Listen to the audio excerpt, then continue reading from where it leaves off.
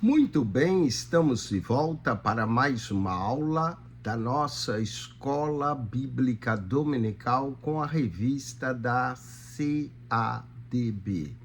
Com a revista da CADB, nós estivemos estudando epístolas pastorais e pessoais do apóstolo Paulo, como essa epístola que vamos estudar, encerrando o trimestre, a epístola de Filemon. A epístola de Filemon, ela só tem um capítulo e 25 versos. É um dos livros da Bíblia que só possui apenas um capítulo. Mas não despreze essa epístola pelo seu tamanho, porque ela tem uma mensagem poderosa de transformação e de perdão. É o caso de Onésimo. E Onésimo, todos nós éramos um Onésimo inútil, mas que depois se tornamos útil para o nosso Senhor, devido ao perdão que nós encontramos nessa epístola.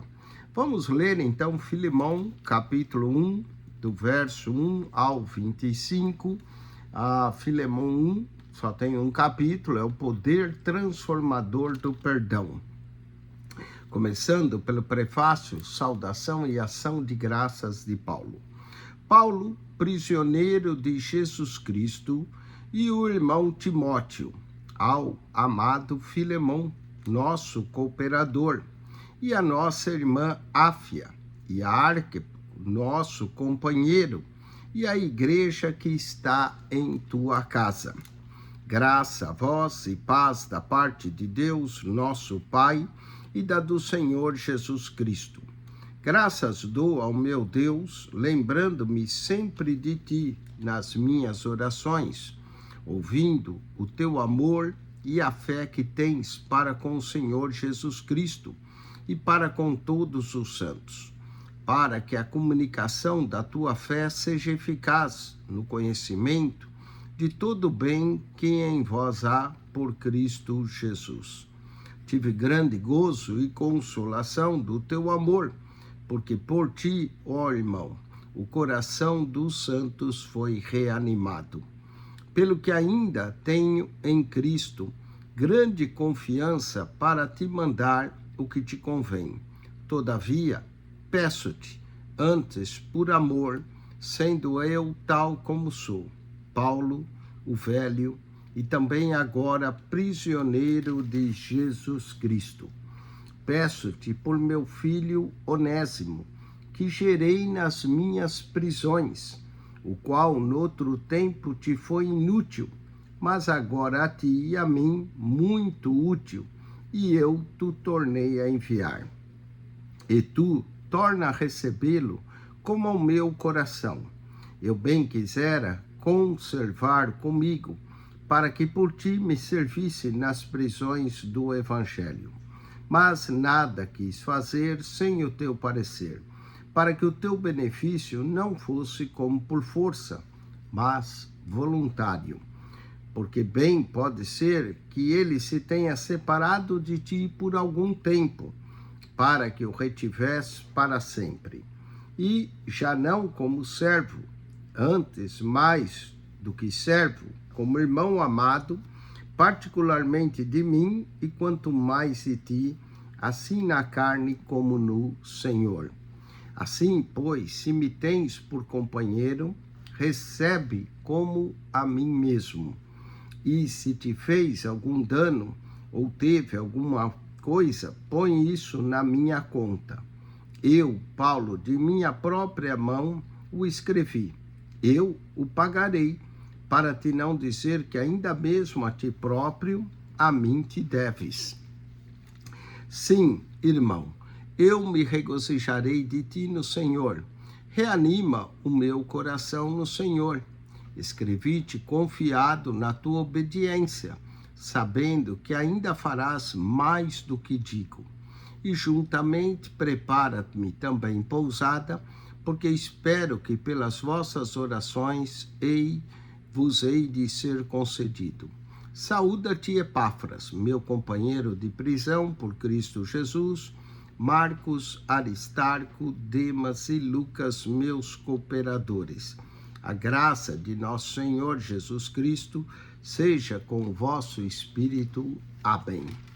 Que linda carta essa de Paulo, como Paulo se coloca como um intercessor por Onésimo.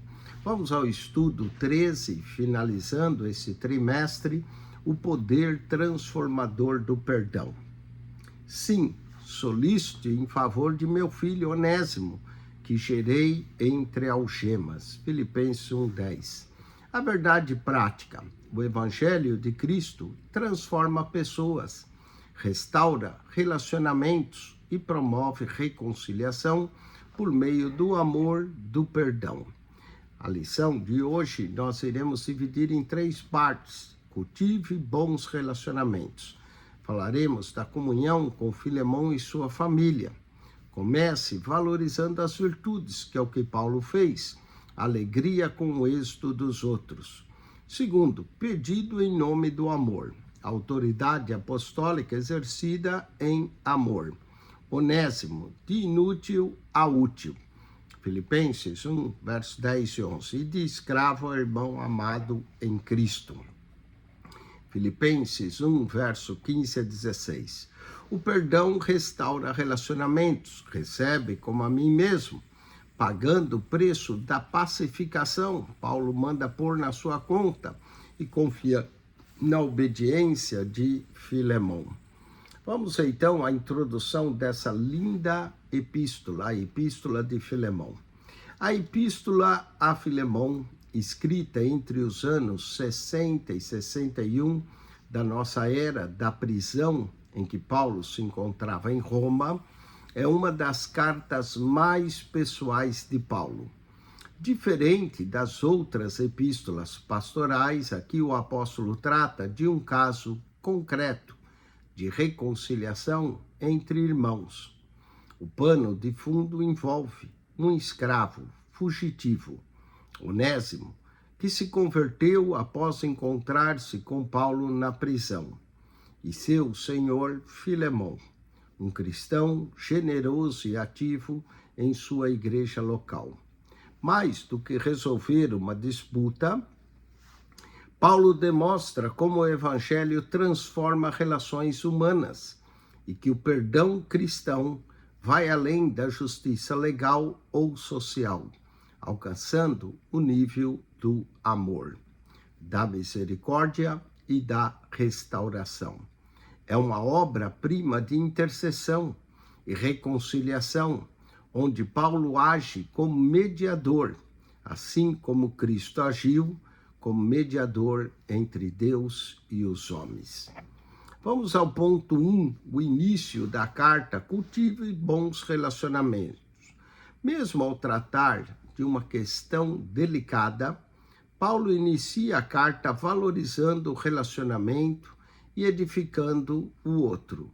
O apóstolo não apressa seu pedido, antes constrói pontes de comunhão.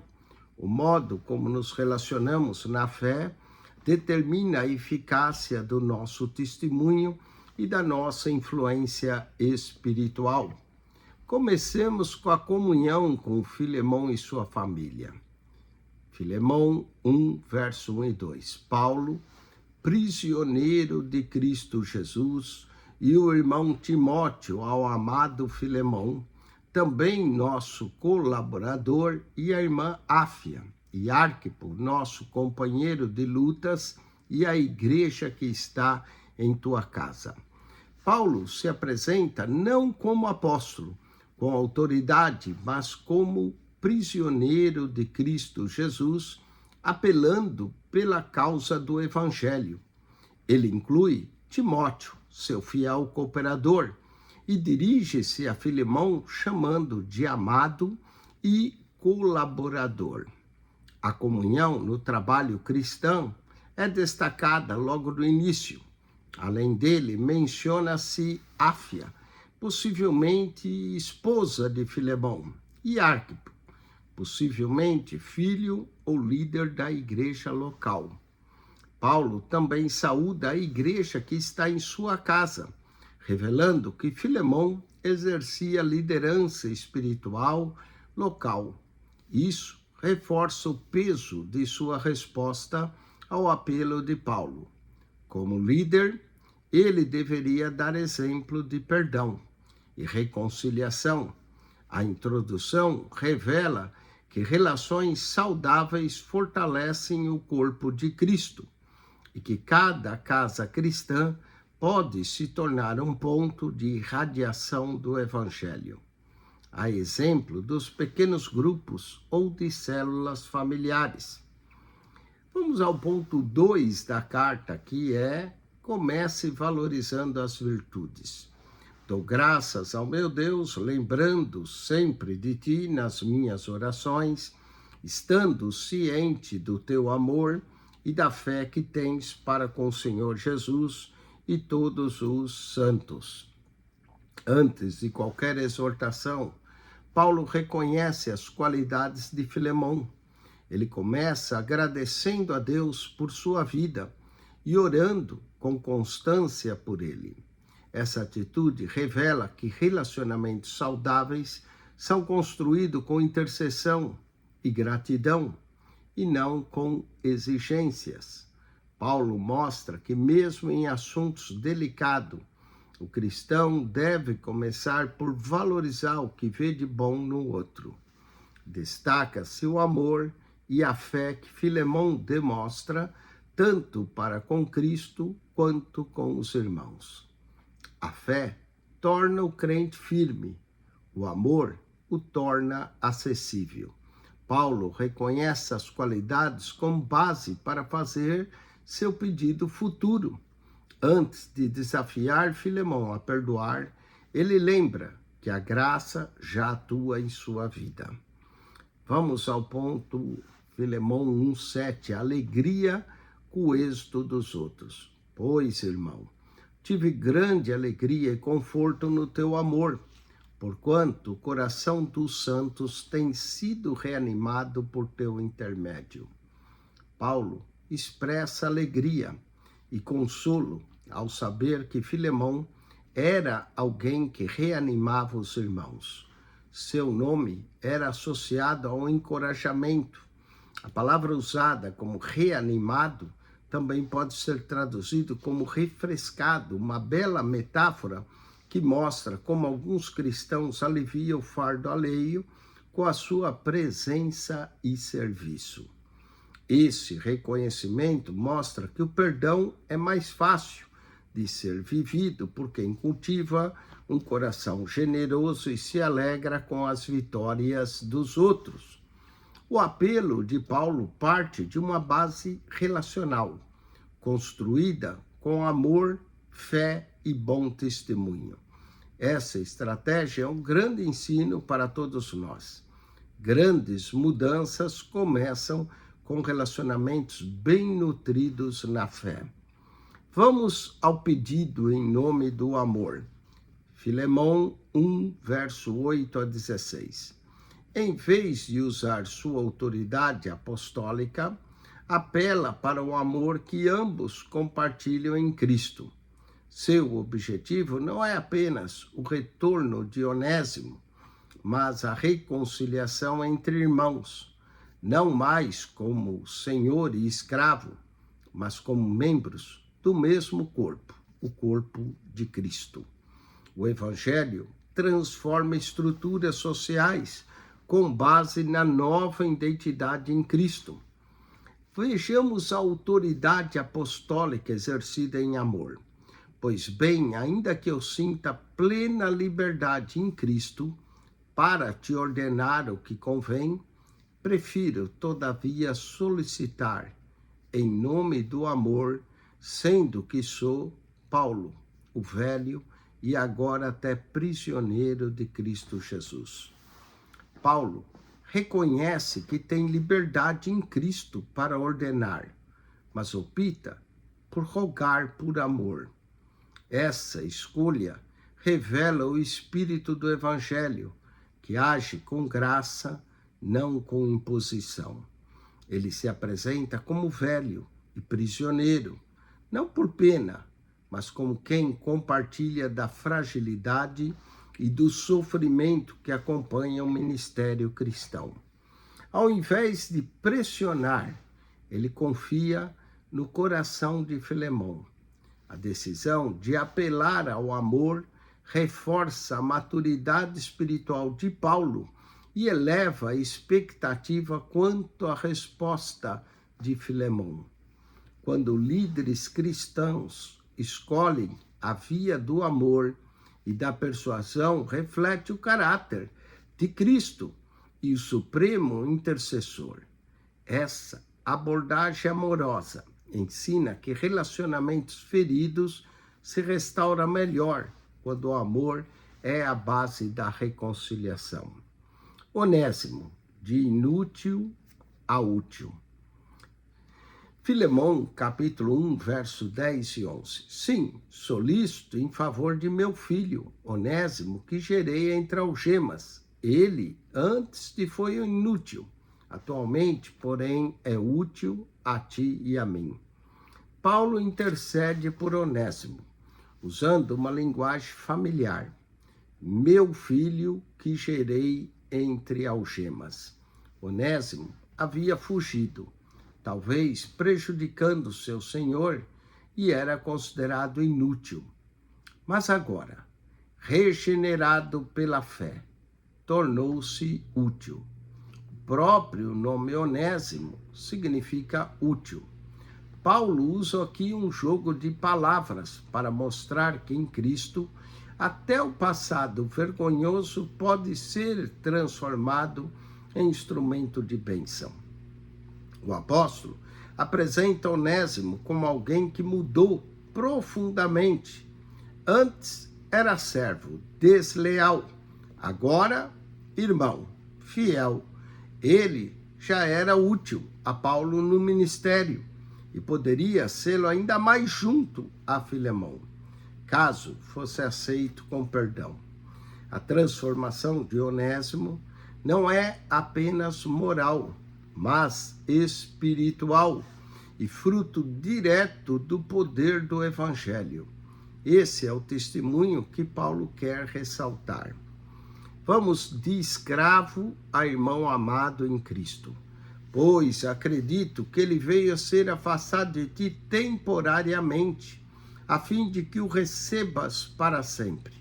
Não como escravo, antes muito acima de escravo, como irmão caríssimo, especialmente de mim e com maior razão de ti, que na carne quer no Senhor.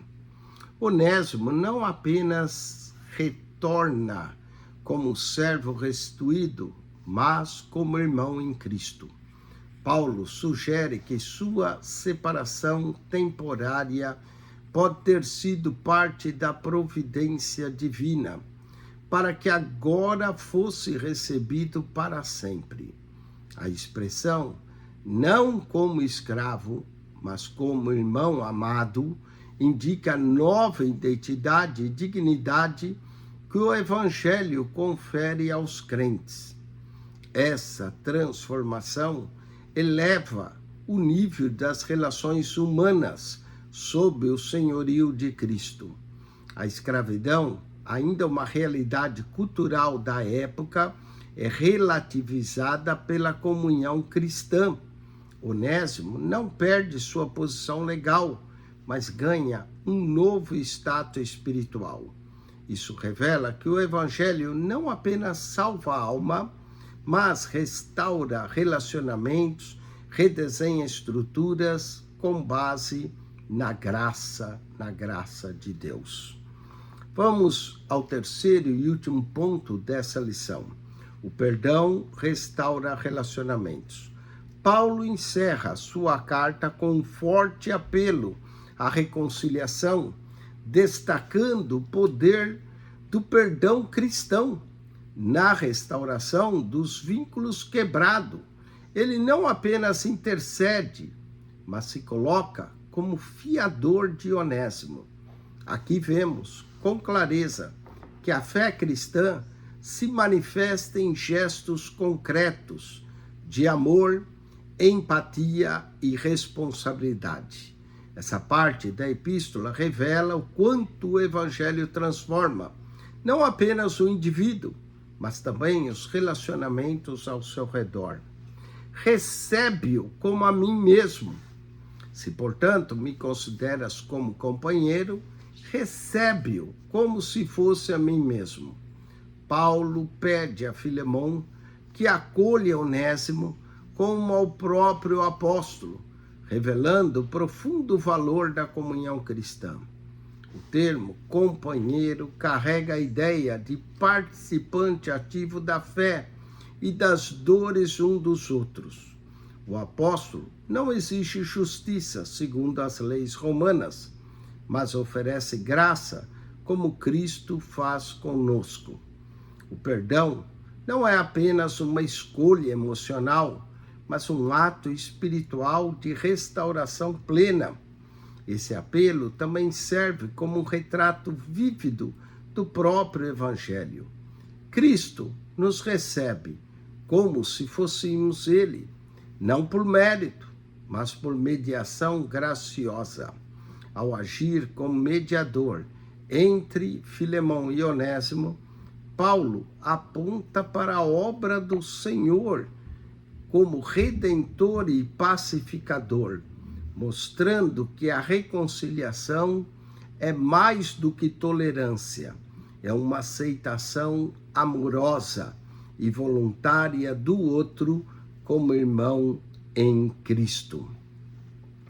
Pagando o preço da pacificação.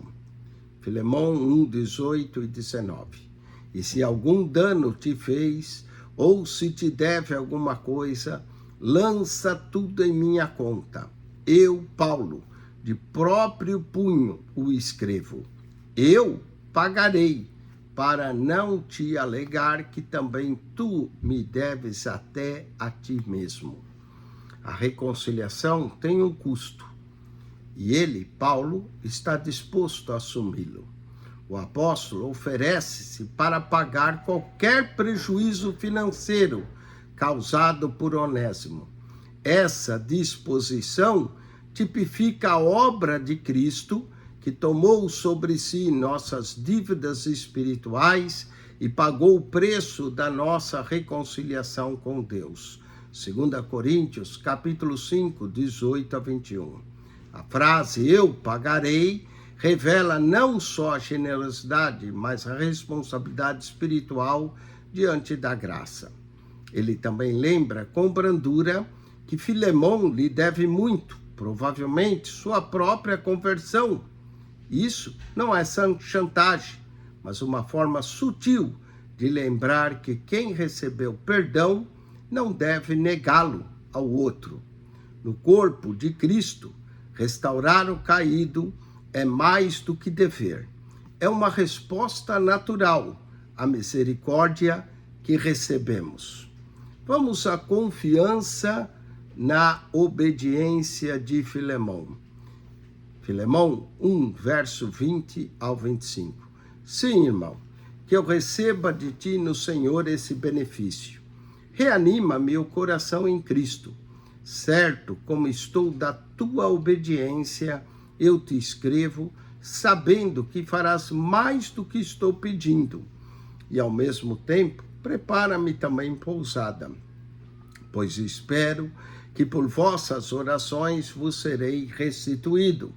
Saúdam-te, Epáfras, prisioneiro comigo em Cristo Jesus, Marcos, Aristarco, Demas e Lucas, meus cooperadores. A graça do Senhor Jesus Cristo seja com vosso espírito. Paulo conclui com palavras de confiança. Ele acredita que Filemão não apenas obedecerá, mas irá além do esperado. Isso demonstra como a ética cristã é pautada por fé na transformação do próximo.